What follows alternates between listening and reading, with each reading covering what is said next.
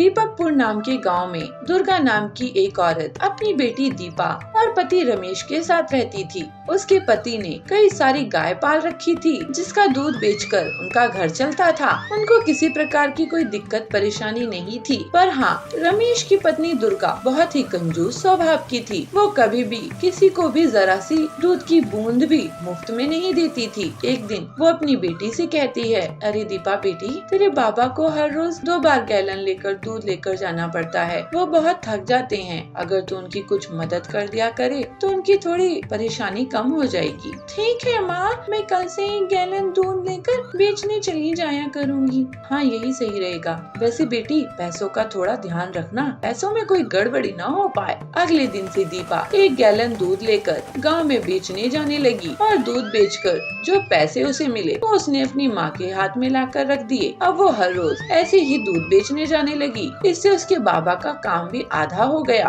एक दिन जब वो हमेशा की तरह दूध लेकर बेचने जा रही थी, तभी उसने शिव जी का मंदिर देखा और वो उस मंदिर के अंदर गई और उसने कुछ दूध शिवलिंग पर चढ़ा दिया। हे भोले बाबा, मैं अब से हर रोज आपको दूध चढ़ाऊंगी। मैं हर रोज यहीं से दूध बेचने जाती हूँ। अब से हर रोज मैं आपसे मिलूंगी। आज पहले के मुकाबले दूध थोड़ा कम हो गया था, क्योंकि दीपा ने थोड़ा दूध शिवलिंग पर चढ़ा दिया था। इसलिए आज दीपा को दूध के कम पैसे मिलते हैं। दीपा को अब डर लग रहा था कि उसकी माँ उसे कम पैसे देखकर बहुत डांटेगी। माँ ये कम पैसे देखकर मुझे जरूर डांटेगी। मैं क्या करूँ? ऐसा करूँगी, माँ से झूठ बोल दूंगी। दीपा ने हमेशा की तरह घर आकर पैसे अपनी माँ को दे दिए और उसकी माँ ने जब पैसे गिने तो वो कम थे। दीपा, आज के पैसे कम क्यों है बेटी? माँ, कुछ औरतें ना दूध के पतले होने की शिकायत कर रही थी, इसलिए उन्होंने कम पैसे दिए। आप तो जानती हो ना कैसे होते हैं लोग। अब से ना तुम गायों को थोड़ा अच्छा चारा खिलाओ माँ, दूध गाढ़ा आएगा। पर तेरे बाबा को तो कभी लोग ये बात नहीं कहते। माँ, मैंने कहा कुछ औरतें। दीपा ऐसे ही करती। वो हर रोज दूध बेचने जाते समय कुछ दूध शिवलिंग पर चढ़ा देती। ऐसे ही एक दिन उसके बाबा की तबीयत बहुत खराब हो गई और वो बिस्तर पर पड़ गए। तब दुर्गा ने कहा, दीपा, कल से मैं भी तेरे साथ दूध बेचने चलूंगी। अगले दिन से दुर्गा भी दीपा के साथ जाने लगी। पर दीपा जब शिव जी के मंदिर के सामने से गुजरी तो उसके मन ही मन कहा, हे भोले बाबा, मुझे क्षमा करना, मैं आज आपको दूध नहीं चढ़ा सकती। आज मेरी माँ मेरे साथ है। दीपा ने आज शिवलिंग पर दूध नहीं चढ़ाया और ऐसे ही उसकी माँ उसके साथ कुछ और दिन आई और दीपा उन दिनों में भी शिवलिंग पर दूध नहीं चढ़ा सकी। एक दिन वो उदास होकर अपने कमरे में बैठी थी कि तभी उसके सामने शिव और पार्वती प्रकट हुए और बोले, दीपा बेटी, अब तुम मुझे दूध नहीं देने आती हो। पता है मैं कितने दिनों से भूखा हूँ। मैं तुम्हारी रोज बाट देखता हूँ पर तुम कभी भी नहीं आती। क्या हुआ बेटी? हे महादेव, मुझे क्षमा करें, पर मैं क्या करूं? मेरी माँ मेरे साथ होती है और उन्हीं के डर से मैं आपको दूध नहीं चढ़ाने आ पाती और मेरे बाबा की तबीयत भी ठीक नहीं है बाबा। अच्छा, तो ये बात है। इसका समाधान हो जाएगा बेटी और तुझे किसी चीज की कमी नहीं रहेगी। ऐसा कहकर शिव पार्वती अंतर ध्यान हो जाते हैं और दीपा सो जाती है। अगले दिन जब वो जागती है तो देखती है कि उसका घर तो एक सुंदर और बड़े महल में बदल गया है और घर में किसी चीज की कमी नहीं है। तभी उसके बाबा उसके पास आते हैं। वो भी बहुत हैरान थे, पर वो अब ठीक हो चुके थे। बेटी दीपा, ये क्या हुआ? लगता है बाबा ये शिव जी का चमत्कार है। कल उन्होंने मुझे आशीर्वाद दिया था। दीपा अपने माँ बाबा को पूरी बात बताती है और दुर्गा को ये सुनकर बहुत दुख होता है। उसी दिन से वो तीनों शिव जी के मंदिर जाते हैं और शिवलिंग पर दूध चढ़ाते हैं और दुर्गा अपनी कंजूसी के लिए क्षमा मांगती है और अपनी कंजूसी पना छोड़ देती है और फिर वो सभी मिलकर गरीबों को दान करते हैं और उनको भोजन करवाते हैं। नंदनपुर में पीलू चिड़िया नई नई शादी करके बबलू कबूतर के घर आई थी। उसने सोचा था कि जो भी दुख तकलीफें उसने अपने मायके में देखी है वो उसे ससुराल में देखने को नहीं मिलेंगी, क्योंकि बबलू कबूतर का बहुत बड़ा कारोबार था और ससुराल में सिर्फ उसकी सास और एक बबलू की बहन थी। थोड़े दिन हंसी खुशी बीते, पर कुछ दिनों बाद बबलू कबूतर बहुत दुखी मन से घर लौटा। बबलू कबूतर पीलू से कहता है, क्या बताऊं पीलू, कारोबार में बहुत नुकसान हुआ है, जिसकी वजह से कारोबार अब बंद करना पड़ेगा। ऐसा सुनकर पीलू घबरा जाती है। पीलू कहती है, बबलू अब हम क्या करेंगे, क्योंकि अब तो हमें बच्चा भी होने वाला है। बबलू उसको सांत्वना देता है और कहता है, पीलू तू परेशान मत हो, मैं कोई ना कोई रास्ता ढूंढ ही लूंगा। ऐसे ही समय बीतता है और पीलू को एक बच्ची होती है, लेकिन अभी तक बबलू का कोई भी काम नहीं जमता है। बबलू की माँ उससे कहती है, बबलू जल्दी से कोई नौकरी देख, तेरी बहन की शादी भी करानी है, ऐसे वो कब तक घर में रहेगी, तेरे को तो एक बेटी भी हो गई है। ये सुनकर बबलू भी परेशान होता है, लेकिन उसको फिर भी नौकरी नहीं लगती है। वो दिन भर यहाँ से वहाँ भटकता है। फिर एक दिन बबलू पीलू से कहता है, देख पीलू, मैं इतनी कोशिश कर रहा हूँ, फिर भी मेरा काम नहीं लग रहा है। एक काम करते हैं, ये घर बेच देते हैं, उससे जो पैसा मिलेगा उससे बहन की शादी करा देंगे और थोड़ा पैसा अपनी बच्ची की परवरिश में भी काम आ जाएगा। ये सुनकर पीलू और दुखी होती है, लेकिन मजबूरी में उन्हें अपना घर बेचना पड़ जाता है। एक साल और बीत जाता है। पीलू और बबलू की बच्ची बड़ी होने लगती है, लेकिन घर में तंगी बढ़ने लगती है।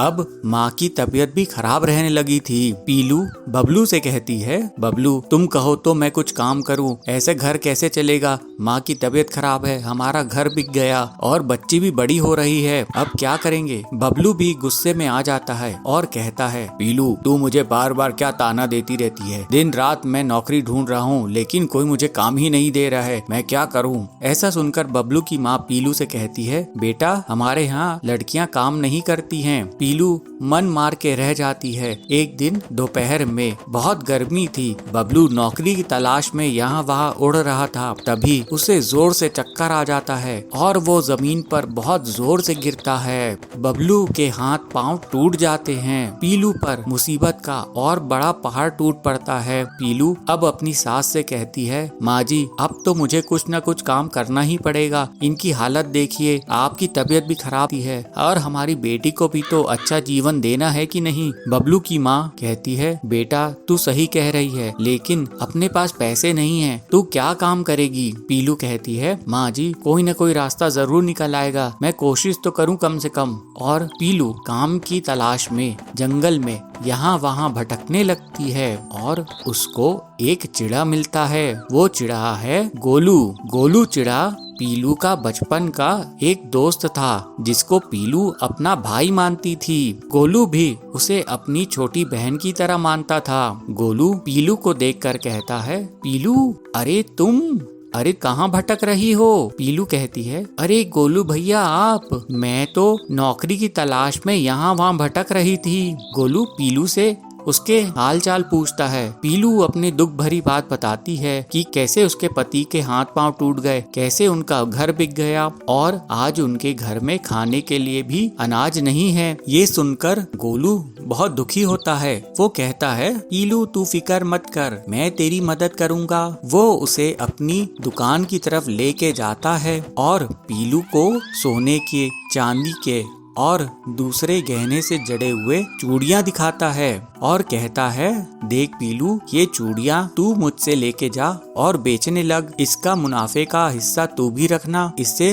तेरा घर का खर्च तो निकल ही जाएगा। फिर जब तू अच्छी बिक्री करने लगेगी तब मैं तुझे और भी चूड़ियाँ दे दूंगा। पीलू बहुत खुश होती है और वो चूड़ियाँ लेकर जंगल जाती है। चूड़ियाँ ले लो, रंग बिरंगी चूड़ियाँ ले लो, सोने की, चांदी की, हीरे जवाहरात की चूड़ियाँ ले लो। धीरे धीरे काफी सारी पक्षियाँ वहाँ पर जमा हो जाती हैं और पीलू के अच्छे व्यवहार और चूड़ियों की डिजाइन से वे मोहित हो जाती हैं और पीलू से चूड़ियाँ खरीद लेती हैं। पीलू की मेहनत से उसका चूड़ियों का कारोबार जम जाता है और गोलू उसे और भी चूड़ियाँ देता है बेचने के लिए। थोड़े ही समय पर बबलू की तबीयत भी ठीक होने लगती है, क्योंकि अब उसे अच्छा इलाज मिलने लगता है। जब बबलू पूरी तरह से ठीक हो जाता है तो उससे मिलने के लिए गोलू आता है। गोलू बबलू से कहता है, अरे जीजा जी देखिए पीलू ने कितनी मेहनत से चूड़ियाँ बेचने लगी। बबलू कहता है, अरे गोलू भाई तुम्हारा बहुत बहुत धन्यवाद, तुमने इतनी मुसीबत में हमारा साथ दिया। और थोड़े दिनों बाद बबलू भी पीलू का साथ देने लगता है और इस तरह से दोनों पति पत्नी चूड़ियों का अच्छा खासा व्यापार खड़ा कर देते हैं। गोलू अब उनका बिजनेस पार्टनर बन जाता है। इस तरह पीलू की मेहनत और सहन शक्ति रंग लाती है। ग्वालियर के जंगल में पीलू चिड़िया रहती थी। उसकी पढ़ाई इंजीनियरिंग में हुई थी। वो बहुत मेहनत और तेज दिमाग की चिड़िया थी। वो शहर में बहुत से बिजनेस को समझने के बाद खिलौने बेचने की दुकान खोलती है। पीलू बहुत वैरायटी के खिलौनों को बेचा करती थी। एक दिन गांव का प्रधान कड़क सेठ अपनी पत्नी बबली चिड़िया के साथ पीलू की दुकान में आता है। पीलू, हमने तुम्हारे खिलौने के बारे में बहुत सुने हैं, हमें कुछ इम्पोर्टेड खिलौने दिखाओ। हम कालू की दुकान में गए थे लेकिन हमें वहाँ कुछ पसंद नहीं आया। 10 दिन बाद हमारे घर में हमारी पोती की बर्थडे पार्टी है। रिटर्न गिफ्ट के लिए 50 खिलौने चाहिए और हमारी पोती के लिए सबसे अच्छा खिलौना उसे गिफ्ट के लिए, चाहे महंगा हो या सस्ता, खिलौना बढ़िया होना चाहिए। आप मेरी दुकान में आए, ये मेरे लिए बहुत खुशी की बात है कड़क सर। बबली मैडम जी, मैं आपको खिलौने दिखाती हूँ। आप जो पसंद करोगे उसका ऑर्डर दे दीजिए, मैं आपको डिलीवर कर दूंगी। इसके बाद पीलू उन्हें बहुत से खिलौने दिखाती है। कड़क और बबली उससे बहुत खुश होते हैं और बड़ा सा ऑर्डर और एडवांस देकर वहाँ से चले जाते हैं। ये देखकर कालू जल उठता है। उसकी पीलू की दुकान के सामने ही खिलौने की दुकान थी। ये कल की लड़की पीलू की दुकान पर कड़क सेठ इतना बड़ा ऑर्डर करके गया है, इसके कारण मुझे बहुत बड़ा नुकसान हुआ है। इसकी दुकान बंद करवानी पड़ेगी। रात में कालू कुछ बदमाशों को पैसे देता है। ये लो पैसे और पीलू की दुकान को तोड़ फोड़ कर कचरे का ढेर बना दो। फिर वो बदमाश पीलू की दुकान को पूरी तरह से तोड़ फोड़ देते हैं। अगले दिन पीलू अपनी दुकान जाती है। ये क्या हो गया है? मैं तो बर्बाद हो गई, पूरी दुकान ही उजड़ गई है। कौन आया था मेरी दुकान को तहस नहस करने के लिए? मैंने किसी का क्या बिगाड़ा था? अब मैं इस नुकसान को कैसे झेलूंगी? कड़क सेठ का इतना बड़ा ऑर्डर मैं कैसे पूरा करूंगी? पीलू को रोता हुआ देखकर हरिया काका उसके पास आता है और कहता है, पीलू बेटी, तुम निराश मत हो, हिम्मत रखो। अगर तुम अपनी मेहनत से अपने खिलौने की दुकान शुरू करके इतना अच्छा ऑर्डर ले सकती हो तो इस मुसीबत से भी बचकर निकल सकती हो। लेकिन काका, इस नुकसान के बाद मेरे पास इतने पैसे नहीं हैं जो मैं कड़क सेठ का ऑर्डर पूरा कर सकूं, और खिलौना बनाने की मशीन तो है नहीं कि खिलौने बना लूं। बेटी, मैं एक प्लास्टिक की फैक्ट्री का मालिक था, अब वो फैक्ट्री बंद पड़ी है। अगर तुम उस फैक्ट्री का इस्तेमाल खिलौना बनाने में कर सको तो। पीलू को हरिया अपनी फैक्ट्री लेकर जाता है। ये देखो बेटी, मैं पहले ये फैक्ट्री चलाता था, लेकिन मेरी उम्र होने की वजह से मैं काम करना बंद कर दिया हूँ। इन पुरानी मशीनों के साथ तुम कुछ कर लो। फिर 2 दिन की मेहनत के बाद पीलू उन मशीन के साथ खिलौना बनाने में कामयाब हो जाती है। वाह बेटी, तू बहुत ही होशियार है। आपका बहुत धन्यवाद काका। अब मेरे नुकसान की भरपाई हो चुकी है और अब मैं कड़क सेठ और बबली मैडम का ऑर्डर पूरा कर सकूंगी। लेकिन कालू फिर से उसे नुकसान पहुंचाने की सोचता है और वो उसकी फैक्ट्री में आग लगाने के लिए जाता है। लेकिन जैसे ही कालू उसकी फैक्ट्री के अंदर आग लेकर घुसता है, उस पर पानी की बारिश हो जाती है और जोर जोर से सायरन बज उठता है। कालू, तुम मेरी फैक्ट्री में आग लगाने के लिए आए थे? तुम्हारी इतनी हिम्मत! तुमने ही मेरी दुकान को नुकसान पहुंचाए थे।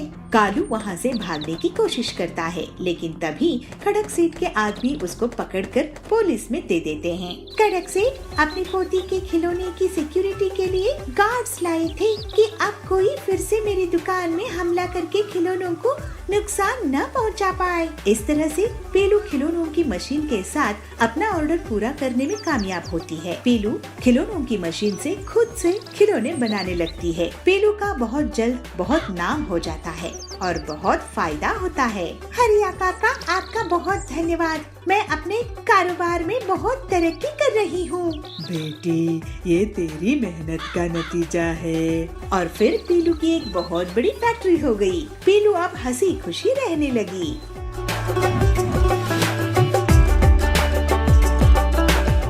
भोपालगंज गांव के जंगल में पीलू का केलों का खेत था और वो केले सप्लाई करने का काम किया करती थी। इस बार केले की फसल बहुत अच्छी हुई है। बहुत बढ़िया इसकी बिक्री होगी।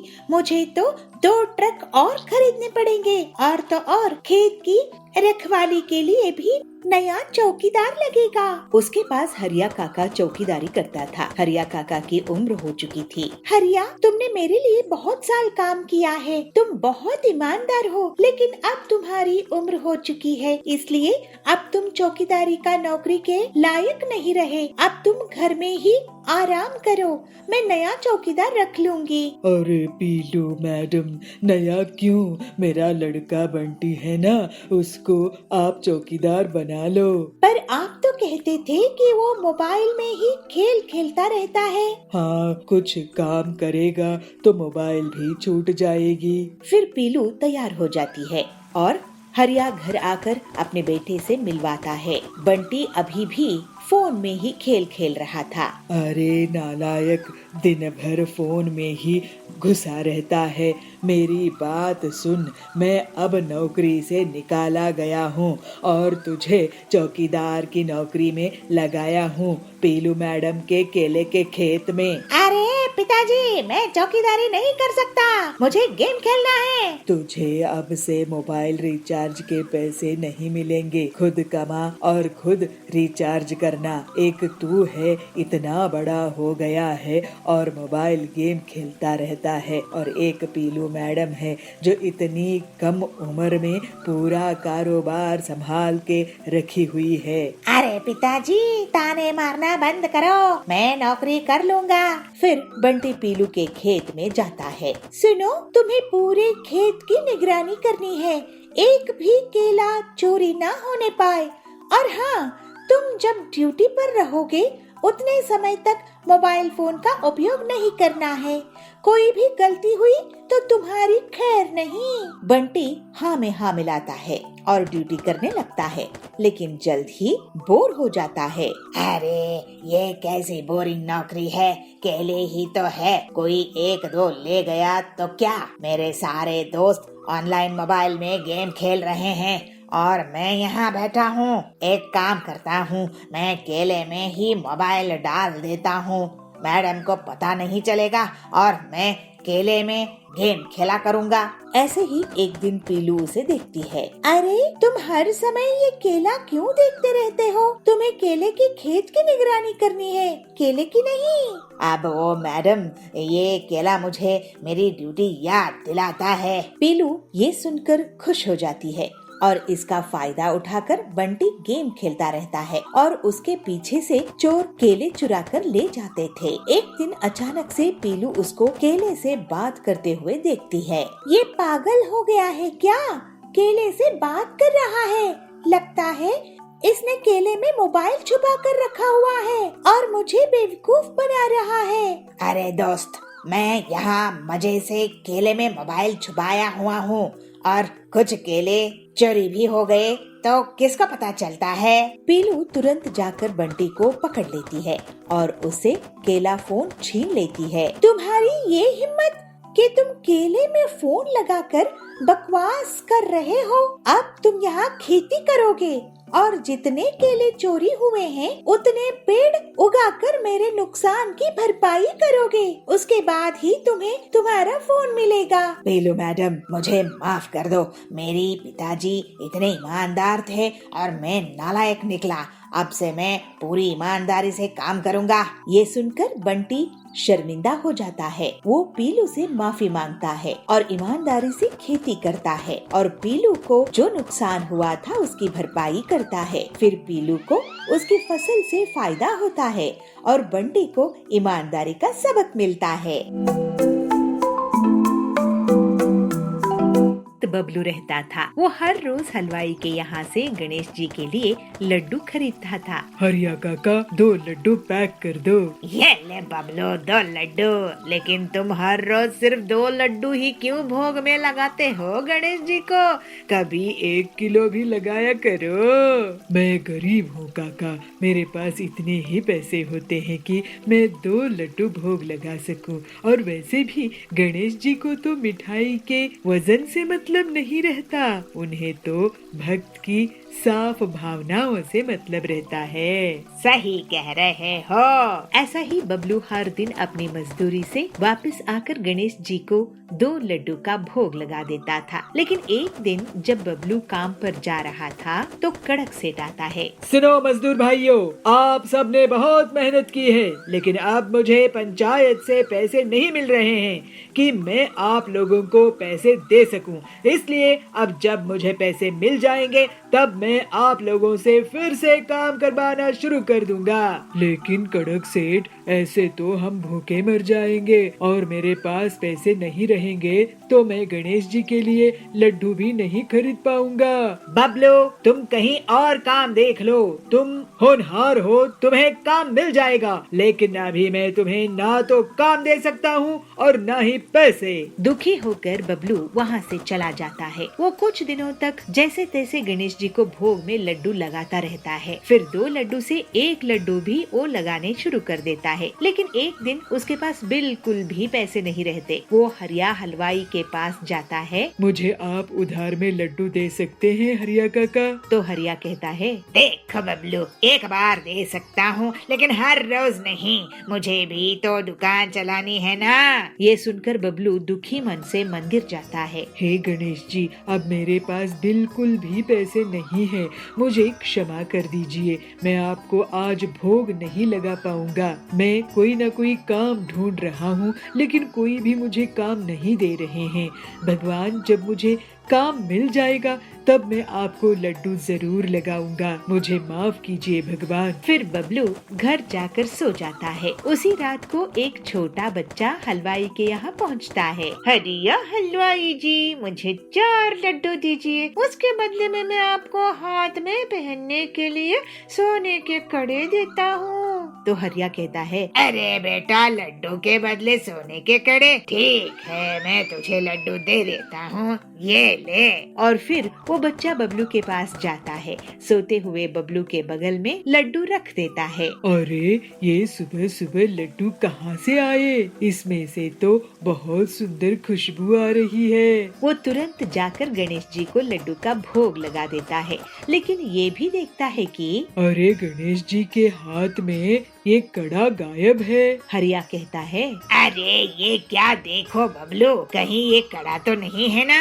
हरिया बबलू को कड़ा दिखाता है जो उसे बच्चे ने दिया था। तो बबलू कहता है, अरे हाँ, यही तो गणेश जी का ही कड़ा है। ये आपके पास कैसे आ गया काका? तो हरिया कहता है, मुझे माफ कर दो भक्त बबलू, तुम्हारी भक्ति के कारण गणेश जी खुद मेरे दुकान में लड्डू लेने के लिए आए और तुम्हारे घर में लड्डू रख कर चले गए। मैंने तुम्हें बिना पैसों के लड्डू देने से मना कर दिया था ना। काका, आप पर भी गणेश जी की कृपा है। आपसे उन्होंने खुद लड्डू खरीदे हैं। आइए हम दोनों भगवान गणेश जी का भजन करते हैं। इस तरह से गणेश जी की भक्ति के कारण धीरे धीरे धनवान होने लगता है। बबलू श्रद्धा भाव से गणेश जी को लड्डू का भोग लगाता था। अब वो खुशी खुशी गणेश जी की भक्ति करते हुए रहने लगा।